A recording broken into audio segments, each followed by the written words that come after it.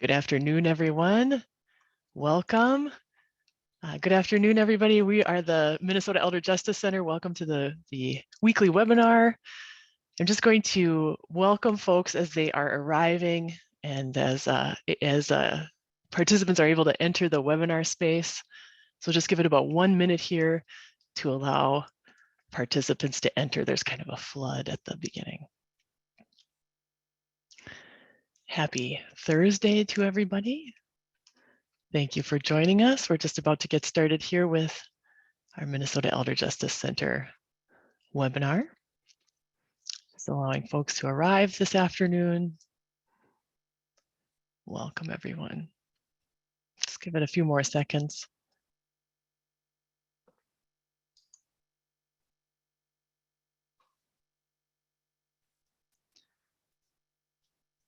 And I'll get started as well with the screen share here.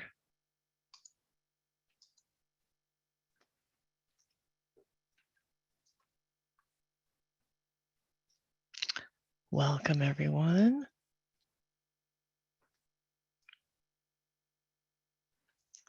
Just allowing attendees here to arrive in the webinar here this afternoon, this midday. And so now I think we'll get started. Welcome, everybody. I'm just so pleased to have the opportunity to be with you here this afternoon and to welcome you to our Minnesota Elder Justice Center webinar today with a team from our Minnesota Elder Justice Center Victim Services Program. It's really, really wonderful to share this information with you today, and I thank you for joining us. Today's webinar is called Trends in Elder Housing, Risks, Advocacy, and Potential Legal Remedies. So we'll be talking about those themes today. We just have a few matters to review before we get started on our webinar content today. So we'll go ahead and proceed. Welcome. This is the Minnesota Elder Justice Center. And as Renee often says when she welcomes you to these webinars, you have found us, but here we are. If you'd like more information about our organization, this gives a little information about the Minnesota Elder Justice Center. Here's our mission.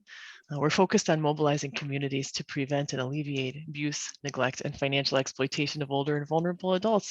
We do this in a handful of ways, and you see those here. Today, we're really doing two of these things. We're talking about professional education, but we're also pointing at our direct service work. So we have the opportunity to share a couple of different aspects of our work with you today. And our work is threaded through all of these areas when we think about the way that we can impact the lives of older, vulnerable adults in a positive manner.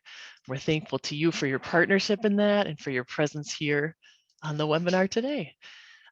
Here is information about reaching our victim services team. You're going to see this information repeated again at the end of our presentation today, so that if you don't happen to grab it right now, you won't miss it. But I also want to emphasize that we will share this slide set with attendees, and so this information will come to you in your inbox as well. But we want to encourage you to reach out to us if you ever have a question. We speak directly with consumers, supporters, and individuals. We speak with professionals and offer technical assistance. So we'll talk more about some of those services as we go through our conversation today, but we welcome that contact from you. We also present a number of webinars. We don't necessarily present a webinar every week, but we try to present several webinars per month, and often those take place on Thursdays between noon and 1. Our next webinar is coming up on March 3rd, and it will be a Q&A about healthcare directives. This webinar, this March 3rd webinar coming up, comes directly out of requests for content that we receive from participants in our webinars via the survey that populates at the end of this webinar Zoom screen. So when you close out of Zoom, you're asked for feedback. And that really does help us as we consider what topics to explore in our webinar series. In fact, these questions regarding housing and housing safety are also arise frequently in that feedback survey. So that same feedback that you've provided has helped us identify this as a topic of discussion today as well. So just a plug for you to complete that informational survey if you're willing when the webinar webinar concludes, it really helps us tremendously. And please feel free to visit our website. You can find more information about upcoming webinars there and all of the registration information that you might need. So in regard to the structure of today's webinar, we are presenting here in webinar format. That means that we're all attendees are automatically on mute, but that doesn't mean that we don't want to hear from you. And there are at least a couple ways that that can be done. There is a Q&A box in your navigation bar, and a Q&A box is a great place to enter speaker questions, any questions that you might have for us as we are exploring the content today, questions related to that content, and for connecting with one another as participants or connecting with us on issues that are maybe not related to the content of the presentation, such as technological issues or contact requests. You can feel free to use the chat box that's available there, and I'll be posting periodically in the chat as well to remind you that we'll be providing CEU certificates, slides, and other information in an email to follow. So I'll reiterate that. But again, Q&A and chat, please feel free to use those. I will be monitoring the questions as they come into the speakers today. The speakers are not going to be monitoring the questions. I'll be handling that. So I just want you to be aware of that. If you submit a question and one of our team members speaking today doesn't answer it immediately, it may be because I'm holding it for a moment later in the presentation. Additionally, we will try to retain some time at the end to explore some lingering questions that you might have, but I want to remind you that our contact information is reaching you in a variety of ways today, and so please feel free to use that. If you do have a question that you feel we didn't answer or that we didn't have an opportunity to address, or if you have a question that's related to a very particular set of facts or a case scenario that you have a question about, you can contact us and we'll be happy to talk with you on an individual level about that question that you might have, or point you to a resource that can help you with that question. So please remember that if we can't get to your question on the webinar today, we always really do welcome that outreach. There will be closed captioning available today. That's available to you under live transcript, and I will start the closed captioning when I'm done with my introductory remarks. You can turn the closed captioning off in the same place it appears, so you can select to view it or not to view. Again, we will mail out slides and CEU certificates of attendance, and those emails will come out after the webinar. There also will be a posting of this recording. I'm going to ask for you to give a few days for that recording to render, download, and then be posted up on the website. But eventually it will make its way there, so you may view it there, and you'll be asked again for that survey information. We appreciate it so much. So thank you again for being here. I will certainly keep a close watch on the Q&A and chat, and anything that I might have forgotten to communicate about housekeeping matters or organizational practical matters here, I can share in the chat as we go. So thank you and welcome. I will now read our post statement. The Minnesota Elder Justice Center is a continuing education sponsor as approved by the Boards of Peace Officer Standards and Training. This course, Trends in Elder Housing Risks, Advocacy, and Potential Legal Remedies, has been approved by the Post Board for Continuing Education Credit. Peace officers who successfully complete this course will receive 1 hour of continuing education credit. The sponsor of this course has a written policy for the investigation and resolution of allegations of classroom discrimination. This policy applies to all faculty, instructors, administrative staff, and students. A copy of the policy may be obtained from the sponsor by contacting Renee Stromey at elderjusticemn.org. Thank you. And with that, I will welcome and am honored to do so our victim services team. And I am really, I wish we had room for their extraordinary bios here on this slide. We don't, and we encourage you to reach out to us for more information about our team and the services we provide.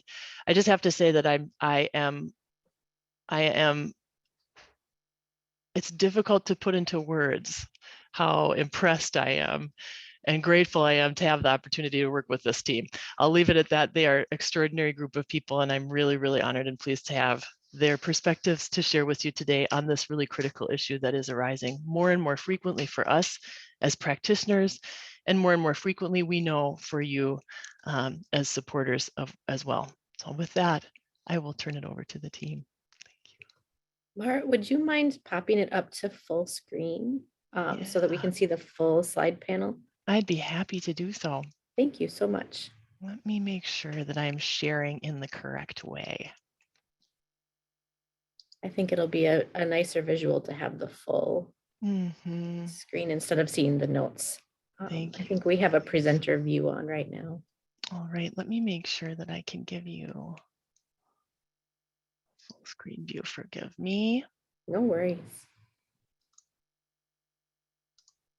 I'm going to do this.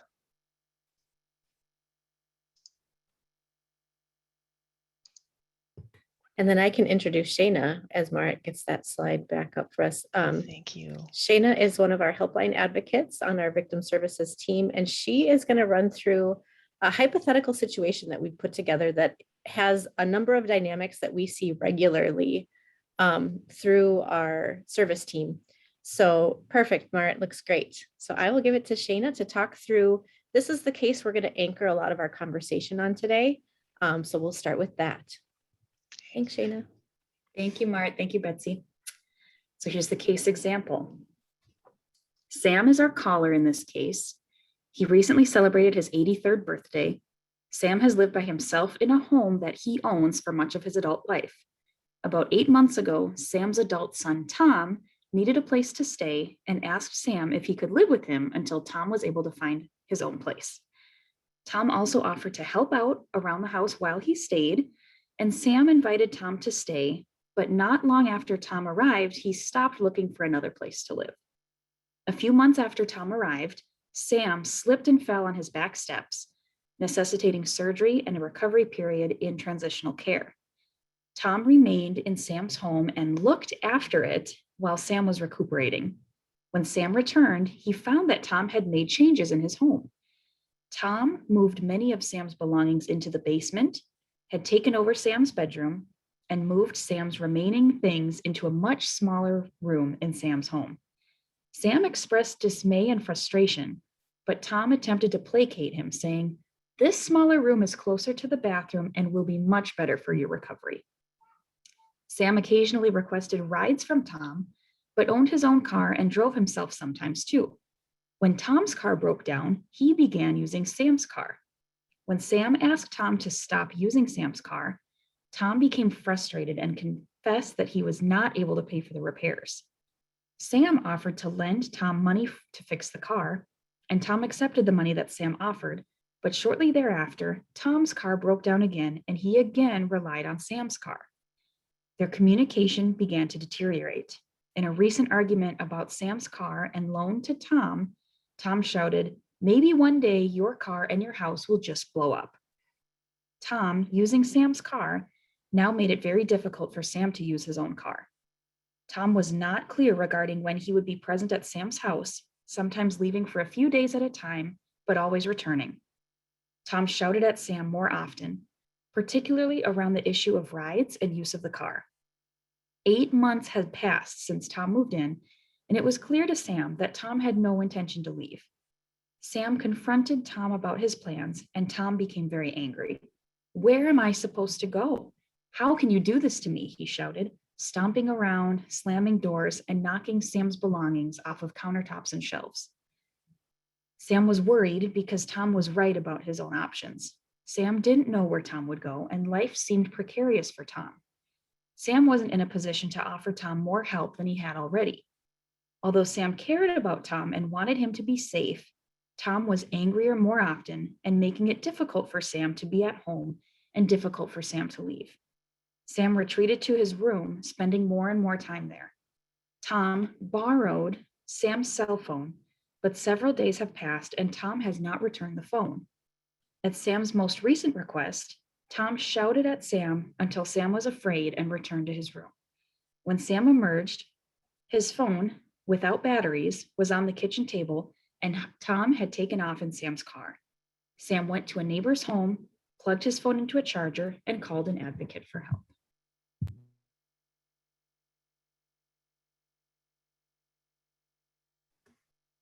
Thank you, Shayna. Thank you, Shayna. Thank you very much. And thanks, Betsy. I just wanted to jump in to note that I did distribute a copy of the case scenario that Shayna just shared with us in the chat. So if you'd like to review the text of the case scenario, that will be available to you there. And I will distribute that case scenario in the email to follow the webinar as well. Thanks, Marit.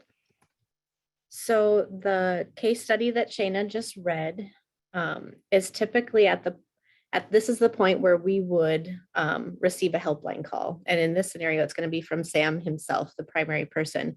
We oftentimes get calls from secondary concerned persons, supportive others, professionals who might be involved in this scenario.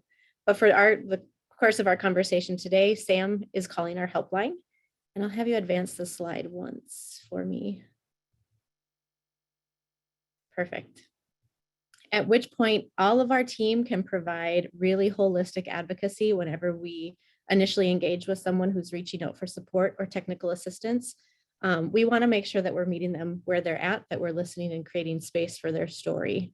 So I'm going to kind of overview how the conversation will go today off of the case study. We'll talk about advocacy. I'll give you a little explanation of how we approach that in our helpline services. And then that transitions into if we think there might be some legal considerations of possible remedy, if we hear that desire coming from the primary person who's talking with us, and it does seem to fit with what their goals are, we can transition them to talking to either Jen or Sarah, our staff attorneys, to explore those legal options more. We're always talking about safety kind of as a thread throughout all of our conversations. We start with that to kind of do crisis management. We revisit it again when they start a legal consultation or those options are considered, because circumstances change. The dynamics of the relationship of a potential threat to them can change. So we really do highlight that through all of this, it's not just what we think a sense of safety is either, it's what we are hearing from the primary person, what feels safe to them. They are the experts of their life, so they steer that conversation, but we're always checking in on that.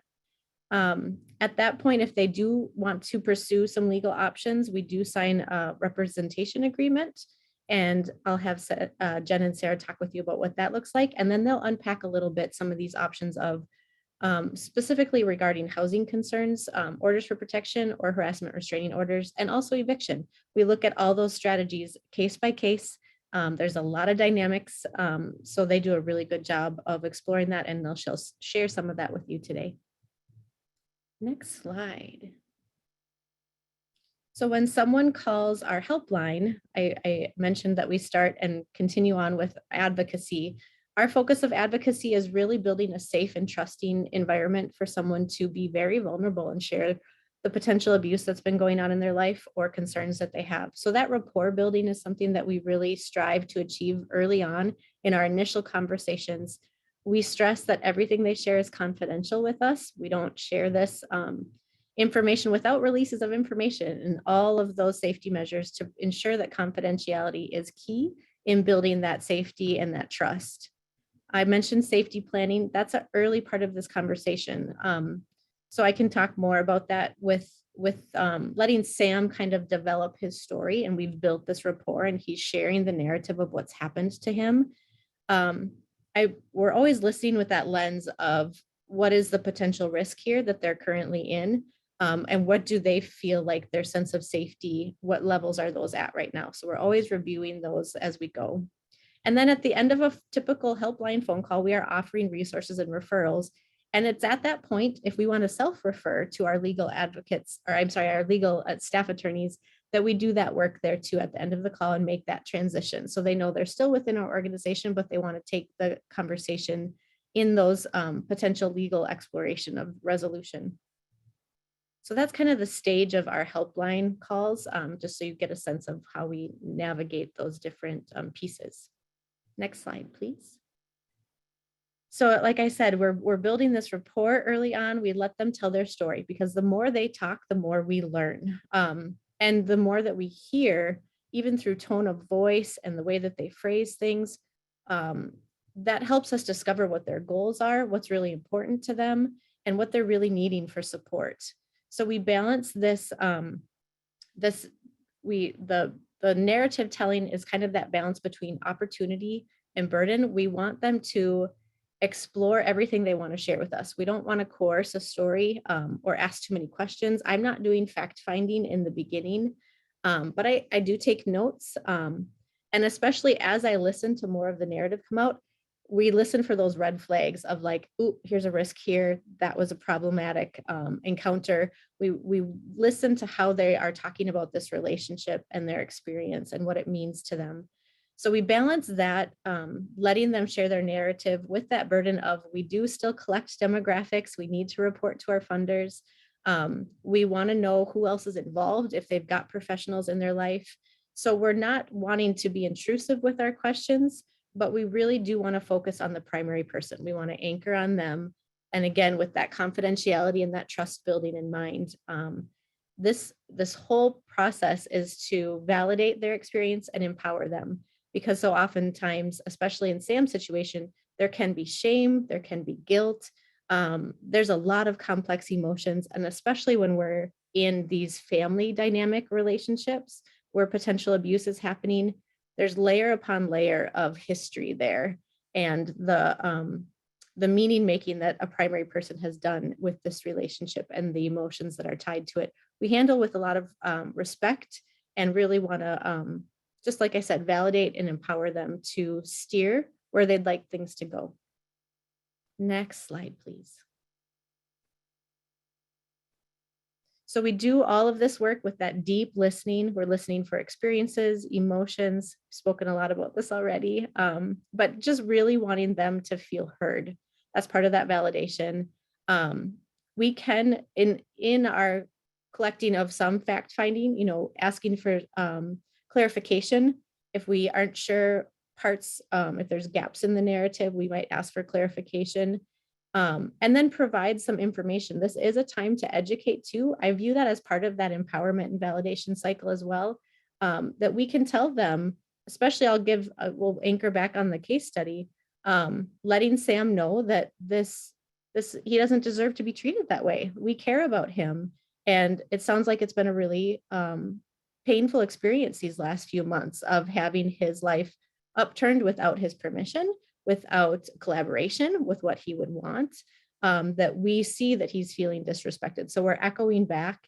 And then we're also providing him even with information like the fact, I'm concerned about safety if your phone is being taken away, if it's not being charged, and your son is the one who's doing that to you. That's a real safety risk. What would you have done if you would have fallen? How do you feel about that harm that was done to you? And listening for what their goals are, how they feel about that. Some people might be very angry, depending on how Sam presents. He might be very angry and really want, potentially even charges pressed against his son, or he could be more protective and trying, like I said, that shame and guilt can sometimes cover not wanting to get a family member in trouble. So making excuses, it really depends on that deep listening and that engagement of their narrative and what they're truly telling us. And then asking open-ended questions, having them have the chance to, with that trust building, explore what they're curious about, where they think they want to know more about their options. Next slide, please. And with that validation and empowerment, I like to explain to them, like, I'm a cheerleader in their corner. I can give them resources and talk with them about their options that they want to explore. And what's their end goal, really? Do we hear that coming out in the narrative of what they really want to see happen? Oftentimes people don't want to break relationships. They want the abuse to end. But what does that look like? And every relationship in every case is different. So is Sam saying, I just want him out, like, I don't care what happens to him? But we see in the case study, I think the written one too, that he is concerned. He recognizes that Tom doesn't have any other supports, that he's kind of burned all his bridges and Sam is the last one. So hearing that tension that he's holding, respecting that tension that he's holding, and then asking those clarifying questions again. Here are different paths you can choose to walk. What do you feel like fits best with you? Where do you feel safe? If you go down this path, how does that feel to you? Do you like what this resolution might give you more? So we're having that dialogue. We're setting the stage for them to sometimes just need to sit back and take a breath and look at the options. But really, this is the place where we say you're not stuck. We are here to support you with what you think is best and with what you want. Let's build supports around you, and let's try to come alongside you through this process as they then contemplate what action they'd like to maybe think more about. This is a place where, specifically in Sam's situation, when he clearly says, I want Tom out, I don't want him living here anymore. He's been here against my will, and it's time for him to be gone. That does fit with some of the legal services that we can provide within Minnesota Elder Justice Center. So this is where I would make a referral to Jen or Sarah, our staff attorneys, and they would explore more those legal pieces of action that Sam can take. And I'll transition this then to Jen. Thanks, Betsy. So yeah, I'm Jen. I'm one of the staff attorneys. And so what we're going to just first start talking about is the legal remedies to removal, because that's what Sam has identified as something he wants. So as Betsy mentioned, a lot of times we're talking to supportive others, secondary people, but we could be just talking to Sam. In this case, that's who called. So if Sam really does want to focus on the relationship, or maybe hasn't explored all the options of talking with his son, mediation is always an option of trying to find an amicable solution where Tom maybe can stay, or Tom can leave, but it can be done in a different way without involving legal remedies. So that's always an option, and something that we can refer people to. Another option, which some people have heard of and we hear often, is trespass, which it definitely is an option. And I can talk a little bit more about that, but we'll mention that. Another is an order for protection. And that really is around the safety issues. Also a harassment restraining order. And then eviction, which I'm sure most people have heard of. And a lot of the considerations we're thinking of when we're considering all these different options are, is there a written or an oral lease for money, for services? Did they have some sort of oral agreement? And then trying to figure out, the reason removal is needed specifically, and who owns the home, and, all these little things. So when we're thinking about those things, we're deciding, what of these legal options might be available. And we're going to talk some more about those in detail a little bit later, but just to sort of lay them out, that there's not one, there's many, and getting into the factual scenario really helps us talk with the person and give them their options. So yeah, I think we can move to the next slide. So I know Betsy mentioned this, but a big thing that we do, even on the legal side, is safety. And when we're in these situations that aren't to a lawyer sort of a typical like eviction situation or something like that, they are usually with family when we're hearing about them. And so there are relationships here, there's some dependence at times. The person may have become a caregiver, or you have obviously an extremely long relationship with them because they're your child. There can be some psychological abuse, which creates some safety issues, obviously. And then the obvious is physical. And then there can be some financial exploitation as well. So we try to look at all of those things. We want people to feel validated for any of those reasons. If they're being emotionally abused, that is no less detrimental to them than physical abuse. It is all extremely detrimental. So we consider all those options. If you're talking to someone, just remember that all of those things are, a safety issue for someone. And especially if they're relying on that person because they're a family member or they used to be a trusted person, that's important to consider as well. That reliance factor can be a big part when we're dealing with someone who's an older adult and might have a child in their home or someone else. So that validation, seek to understand why they feel unsafe, and validating all those different ways that someone can feel unsafe.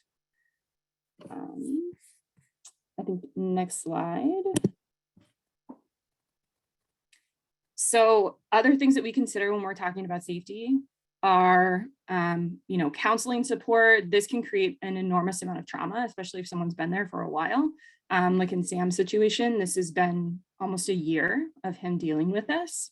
And also sometimes we have, Tom's sister calling in or something like that. And she's been dealing with this sort of tangentially and trying to solve this problem between Tom and Sam. And so counseling can be available, or support groups, or all of those things can be available for anyone who is sort of connected with this situation, but obviously for Sam as well, because he is the primary person here. We talk about things regarding safety, about leaving the home temporarily, if that's an option, because in some situations that may be the safest option while we come up with a legal solution. Protection of their personal property. A lot of people are worried about leaving their home. They would leave, but all of the things that they treasure and love are in their home. And so that's a huge concern for them. So we have to talk with them about that and what their options are there. And then we talked about reliance. There can be a reliance for caregiving, for money, for whatever it might be on the other person. And then there might be some unmet medical needs, assistance with our ADLs, sorry, I can't think of it, daily living activities. They might actually get some help from that. And then we always try to talk to people about who are their supportive people in their life. If they haven't already mentioned it to us, we try to bring that up. We want to know who their supportive people are. There are situations where the one person that they would consider a supportive person is the person who is the person like Tom in their home causing these problems, which is even more difficult at times, but we always try to broach that subject of who can be helpful to you long term. So, and I think the next slide is a transition to have Sarah get into some of those legal options. Good afternoon, everyone. So we're going to talk about representation.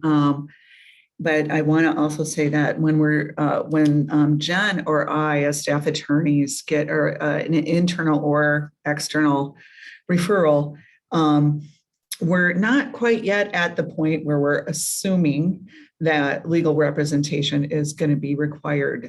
Sometimes we'll work with folks for a little while, and there won't be a representation agreement signed because that individual might not be sure of what the next steps are, and we may not be sure what seems to be a good pathway. So we might have to work with the primary person or the support person for a little while before that's clear. But representation for us is tied to representing the primary victim of the abuse or exploitation. And when we do get to that point, such as in Sam's case, if he is clear that he, after we discuss legal pathways, that he would like to go down that road, then we'll be talking about asking him to sign a representation agreement with us, Minnesota Elder Justice Center, because that is a requirement for us to provide services. And so one of the things that we're looking for when we get to that point of representation agreement is to talk with them about whether they're understanding everything that's happening, trying to be sure that the individual has the ability to understand and comprehend what they're signing. That's a critical piece. We want to be sure we are aware of any guardians or conservators or power of attorney, attorneys in fact, that they may have working, that they either have in place, or a power of attorney that may be signed, and whether that power of attorney is working on their behalf yet or not. So these are some of the complexities that come up around representation. And typically, if we have any outstanding questions about our clients' ability to understand what's happening, we'll continue to work with them, perhaps meet with them in person if we haven't done so yet, to get a clear grasp on whether that representation agreement can be signed by them or not. All right, let's go to the next slide. Thank you. And so as I begin to talk with somebody as my colleagues have mentioned, sometimes the person is really clear on what they want, but I still need to explore that option with them and help them understand it better. And sometimes they may have tensions about whether they want to pursue legal remedies or not.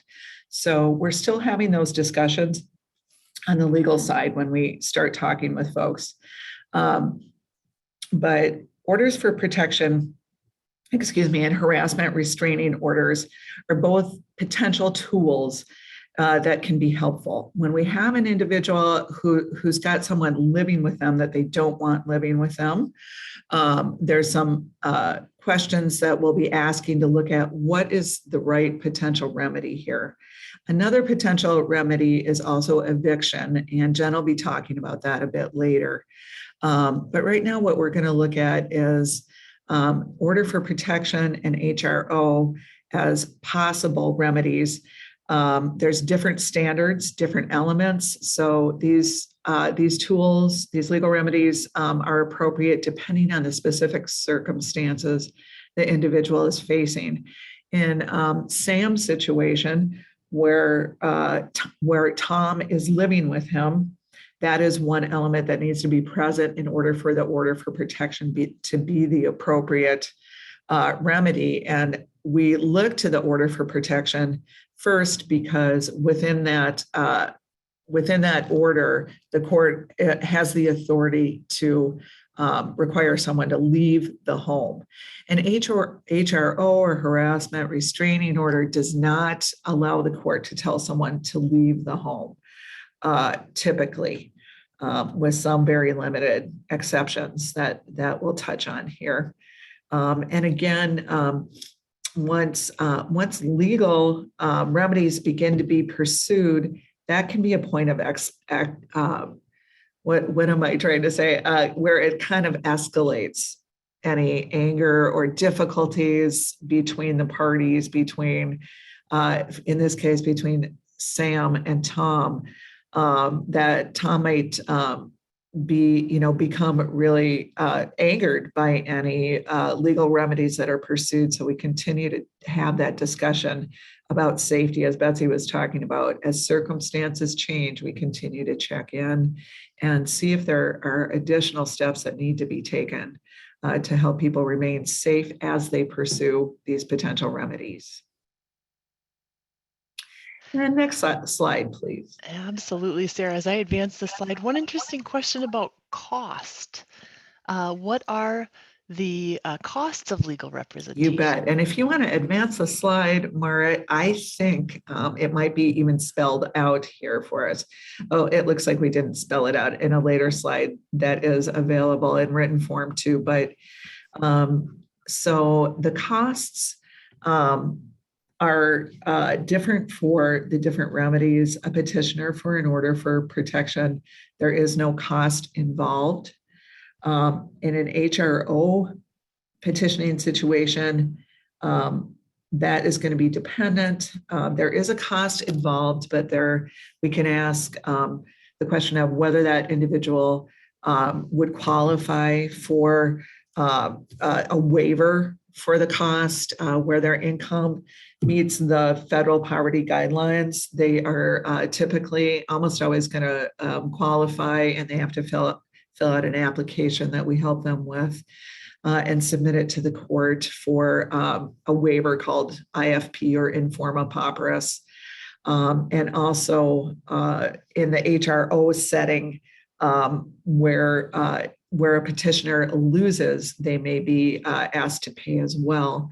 In some circumstances, if we have clients who are unable to pay, but they're a little above that threshold for receiving a waiver, we do have a discussion here at MEJC about whether our fund for incidental costs related to legal services might allow us to pay that fee for that individual. So there's a variety of possibilities there, and we don't like to see the cost of litigation get in the way of someone getting relief from these situations. So it's always worth asking and talking with us about that. So In order for protection, the outcome that we're typically looking for in these situations is to have the unwanted person removed from the home. And I mentioned that in order for protection, that's the court is allowed specifically by statute to provide that relief. And there are certain things we're looking for in that situation, whether the person, the offender, the harming party lives there now or has lived with them in the recent past, whether they're a blood relative. So in Sam's situation, we're going to look to that OFP first. And then we also want to look for other elements that are required by the statute. And you see here some other situations in which an OFP is considered appropriate. But there are other elements that the court is looking for with an OFP, and that is typically, and you'll find it in the statute, which is called out there as 518B.01 for those of you who like to read statutes. But physical harm, bodily injury, and assault are all, if these things have occurred, then then that situation is clearly appropriate for an order for protection. But in this situation with Sam and Tom, there is a threat of harm, and that can also be sufficient enough for the court to order the order for protection. So a fear of harm, bodily injury, or assault can be sufficient where that fear is reasonable. And this is another reason that we talk with the individual about how they're feeling, because that reasonableness relates to them as an individual. Is it reasonable for them to feel afraid? So, for instance, if Sam has just gotten out of the hospital and he isn't feeling very stable, we don't know what his injury is based on these facts. But, for instance, if he broke his hip and he's using a walker, that increased level of fear that people reasonably have when they're medically unstable or lacking balance adds to a situation in which it can be reasonable for them to fear physical harm. And so we have, in this situation, we have that threat that was made by Tom, and we also have the arguing going on. And we would explore the argument in some detail with Sam to find out whether there were threats made and how he felt during that argument to see if it supports that order for protection. Sometimes the facts simply don't support an order for protection, and we might look to a harassment restraining order. But again, a harassment restraining order typically does not allow the court to say that the respondent can be removed from the home. And Jen's going to talk a little bit about a circumstance where if Tom had come to the home without permission, if there was no consent, it's possible we can use an HRO in that set of circumstances. So we talk at length with people about that possibility as well. And it's possible that eviction might just be the better road. We like the order for protection first and foremost because it gives both long-term protection and the removal of the individual. And it's also typically a faster process, although there can be an expedited process in eviction proceedings. The order for protection may be granted without a hearing in an ex parte situation, and then the petitioner or respondent may request a hearing. So you may have a order for protection granted in what they call the ex parte manner, and the individual can then request a hearing, and it has to be granted within a week's time following service of the petition on respondent. So we talk about these timing considerations. And again, as we've mentioned, we talk about what is petitioner going to do during that time? Are they really safe to stay in the same home with that individual if that individual can't be removed? Do they have other supportive individuals in their lives who they might stay with? And what are some of the other possibilities if they're needed? Those are some of the considerations on the OFP side. On the order for protection side, we can ask for if there's sufficient danger or threat of sufficient danger, we can ask for an expedited process with harassment restraining order. Otherwise, it's 7 days from the time that respondent is served that they are entitled to have a hearing on the matter if they request it.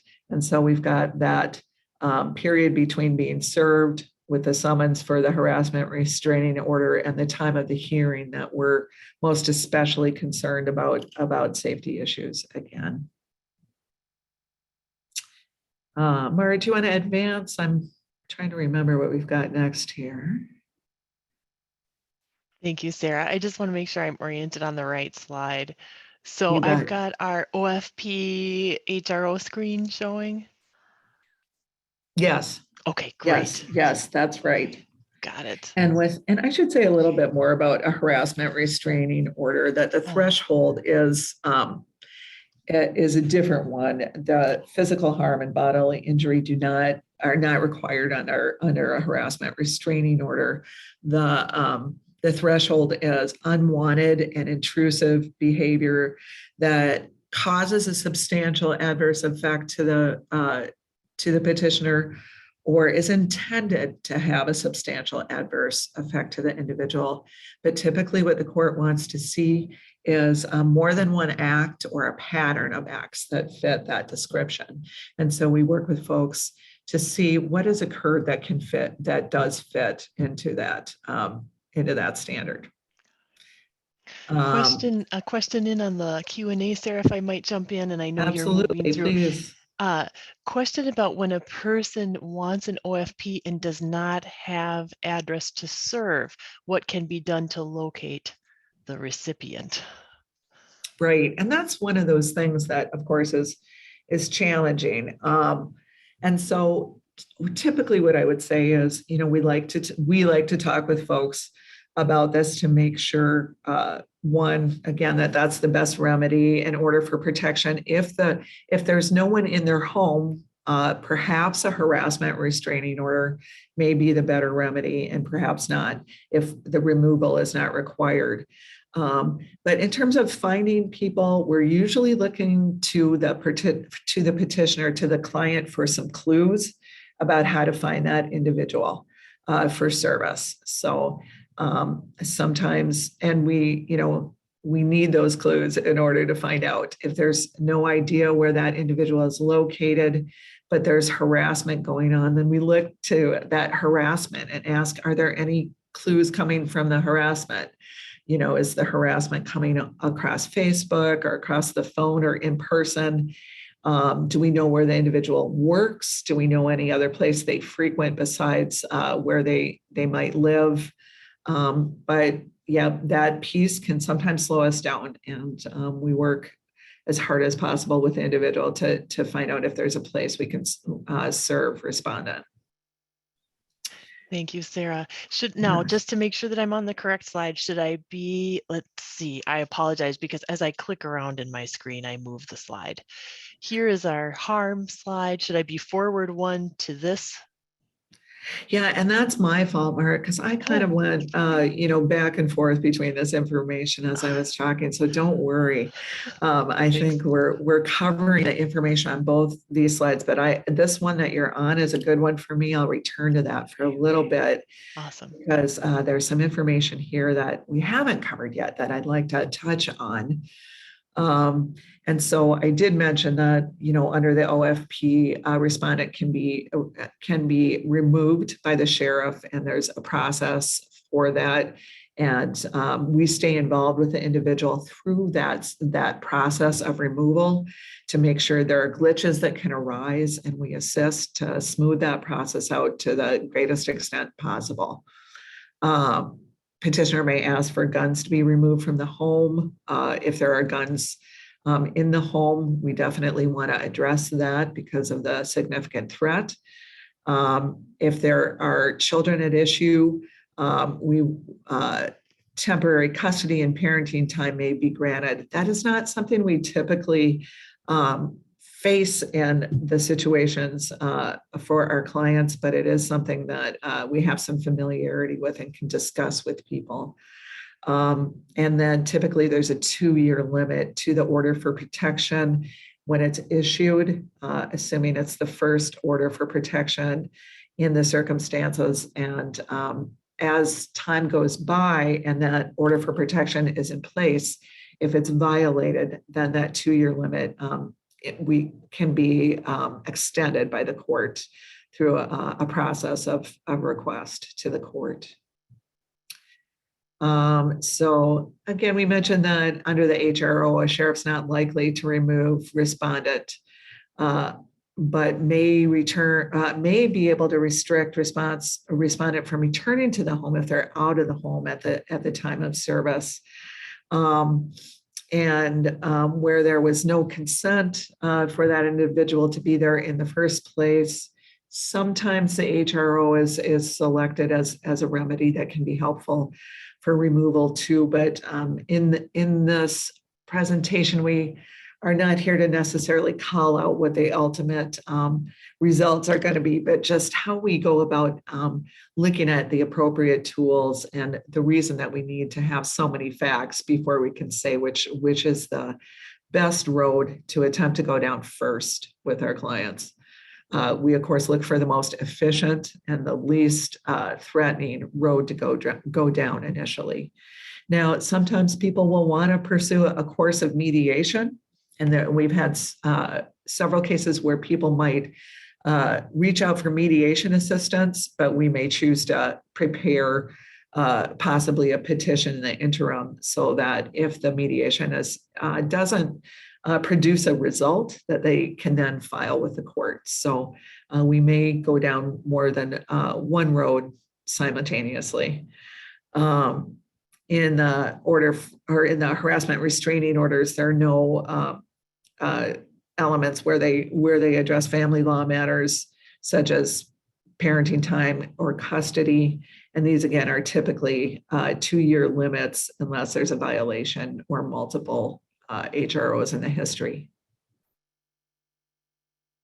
And Mart, I think that's that one. Yes, so both of these tools, both of these protective orders may be granted without a hearing, but in both cases, the petitioner may say if the order is not granted, that they would like a hearing to come in and plead their case to the court, and respondent can always request a hearing in both cases too. And so there's a time limit for the court. If a hearing is requested, it has to be granted. The statute provides for 5 days in the case of the HRO and the OFP. And sometimes the court is a little backlogged and they aren't quite within that time, but typically they are able to keep that statutory limit of 5 days. And so those are the primary timing considerations for us in those situations. And that's the end of that slide. So fees, someone had asked about, and so, yep, the order for protection does not require a fee. The HRO, none if the actions would constitute a criminal harassment or if the person is indigent. Otherwise about $300. And these fees are determined based on the judicial jurisdiction that we're in. They do vary a little bit from jurisdiction to jurisdiction. And we do work across the state, but typically about $300. And so I did mention that, we're paying particular attention once we start down this road and a petition is submitted to the court.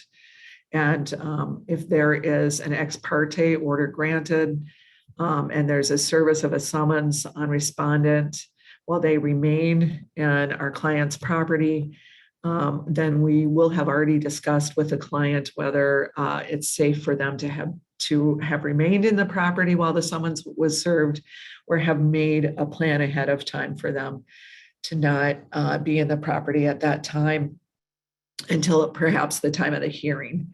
And so we evaluate that threat of escalation based on what's gone on, the history of the respondent, and their exhibiting certain, tendencies toward violence or threat of violence. And so we take a hard look at those issues based on not only current behavior, but the history of respondents' behavior.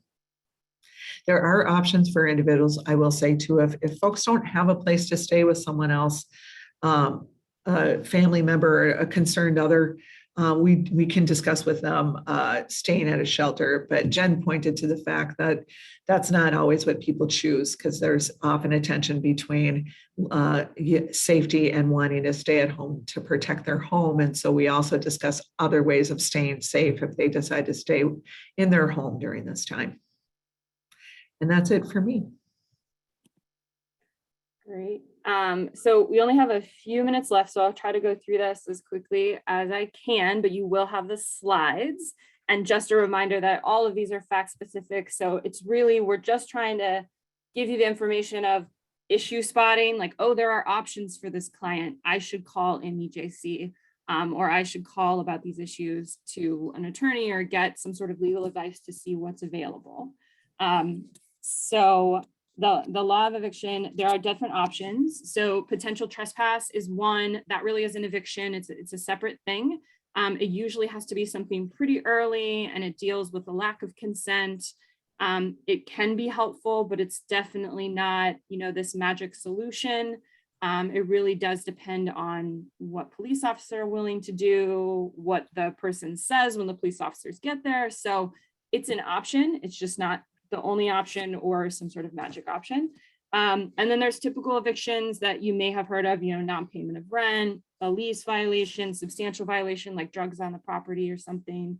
That's not typically what we're dealing with, but that's also an eviction situation. The one that we're dealing with most of all, at least for us, is a tenancy at will situation. And I'll tell you a little bit more about that in just a second. And just a reminder, there was a phase out for evictions that has pretty much ended.